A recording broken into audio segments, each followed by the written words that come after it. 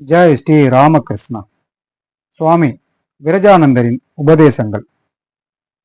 சாதுக்கள் தங்களது ஆன்மீக சாதனைகளை முறையாக செய்து கொண்டே இருக்க வேண்டும். அவ்விதம் செய்யவில்லை எனில் இல்லறத்தார்களிடமிருந்து தானம் பெறுவதற்கு அவர்களுக்கு எவ்வித அதிகாரமும் இல்லை. அவ்விதம் பெற்றால் அது அவர்களை ஏமாற்றுவதாகும். அதனால் துறவிகள் தாங்கள் ஏற்றுக்கொண்ட புனித உறுதிமொழிக்கு பங்கம் ஏற்படும். இல்லறத்தார்கள் துறவிகளுக்கு சேவை செய்வதன் நோக்கம் உணவு, உடை மற்ற அத்தியாவசிய தேவைகளை பற்றி துறவிகள் கவலைப்படாமல் தங்களது ஆன்மீக சாதனைகளை எப்போதும் செய்ய வேண்டும் என்பதற்காகவே. இந்த புண்ணிய செயலின் மூலம் ஆன்மீக சாதனைகளை செய்யும் சன்னியாசிகளது சாதனைகளின் ஒரு பலன் அவர்களை அடைகிறது.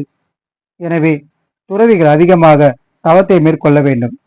தங்களுக்கு தானம் அளித்தவர்களுக்கும் தங்களுக்கு உதவியவர்களுக்கும் தங்களது புண்ணிய பலன் அவர்களுக்கு சென்றது போக தங்களுக்கும் ஏராளமான புண்ணியத்தை அவர்கள் சம்பாதிப்பது அவசியம்.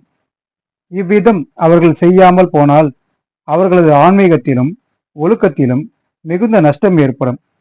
இவ்வுலகிலும் மறு உலகிலும் அத்தகையோரின் துயரத்திற்கு முடிவே இல்லை. அவர்கள் கதியற்றவர்களாக ஆகின்றனர். அதனால்தான் உண்மையான துறவர கொள்கையை கடைபிடிக்கும் துறவிகளும் ஸ்ரீ ராமகிருஷ்ண தந்தை போன்ற தர்மத்தில் ஊன்றிய பிராமணர்களும் ஒருபோதும் மற்றவர்களிடமிருந்து தானம் ஏற்பதில்லை. மேலும் மற்றவர்களிடமிருந்து ஏதேனும் பெற்றுக்கொண்டால் அதை கொடுத்தவர்களிடம் நன்றி உணர்வு கொள்ள வேண்டும். அதனால் ஒருவரது சுதந்திரம் பாதிக்கப்படுகிறது. சுவாமி விரஜானந்தர்.